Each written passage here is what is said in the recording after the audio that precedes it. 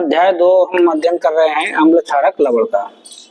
अम्ल क्षारक लवण, तो ये अध्ययन जो हम कर रहे हैं पार्ट 2 का है, कक्षा 10 का।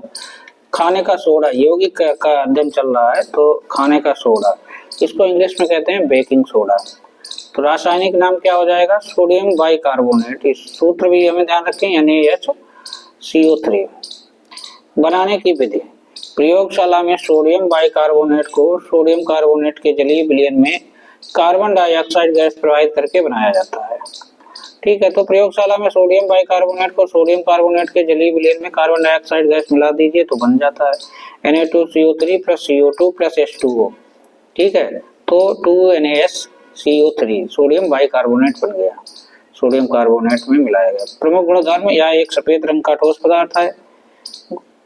ऊष्मा का प्रभाव गर्म करने पर अपघटित किया जाता है। इसी को आप क्या करें, सोडियम बाइकार्बोनेट को लें, खाने का सोडा जो है, और इसे गर्म करेंगे तो Na2CO3 ये सोडियम कार्बोनेट + H2O जल + CO2 कार्बन डाइऑक्साइड ये बन जाता है। तो ये आसान है इस तरीके से। अगला हम पॉइंट बताते हैं। यहाँ पे ऊष्मा का प्रभाव हो गया है खाने के सोडे में। अम्लों से अभिक्रिया, नंबर 3 पे अम्लों से अभिक्रिया।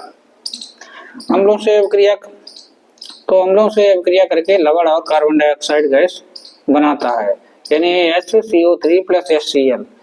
तो यहाँ पे क्या बना, NaCl, ठीक है, + H2O + CO2। तो ये अम्ल से अभिक्रिया करके लवण है। ये क्या है? ये लवण है, और ये जल और CO2 कार्बन डाइऑक्साइड गैस को बनाता है। ठीक है, उपयोग हम देखते हैं। उपयोग प्रयोगशाला में विकर्मक के रूप में, पेय पदार्थ बनाने के काम में। नंबर 3 आग बुझाने वाले यंत्रों में, इसको मिलाने पर दूध फटता नहीं है। और नंबर 5 ब्रेड बनाने में। ठीक है, तो ये यौगिक जो होते हैं इनमें छात्रों का काम ज्यादा रहता है, क्योंकि समीकरण वगैरह होते हैं और इनको आपको याद ही करना पड़ता है, दूसरा कोई तरीका होता नहीं, समझ के इसको याद करेंगे। और समीकरण जो होते हैं याद हो जाते हैं, उसके बाद बच्चे भूल भी बहुत जल्दी जाते हैं। तो उसके लिए एक ही तरीका है, इसका बार बार अभ्यास करना चाहिए, तो ये बोलते नहीं है।